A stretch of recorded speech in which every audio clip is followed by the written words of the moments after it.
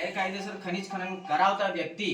દ્વારા જે અહીંયાથી દાહોદ જિલ્લાની અંદરથી અમુક શ્રમિકો ત્યાં આગળ કામ કરવા માટે ગયા હતા, ત્યાં એમની માનવ સર્જિત ભૂલને કારણે લગભગ 3 જેટલા શ્રમિકોના મૃત્યુ પામ્યા છે અને એમાંથી 2 શ્રમિકો દાહોદ જિલ્લાના આદિવાસી સમાજના છે.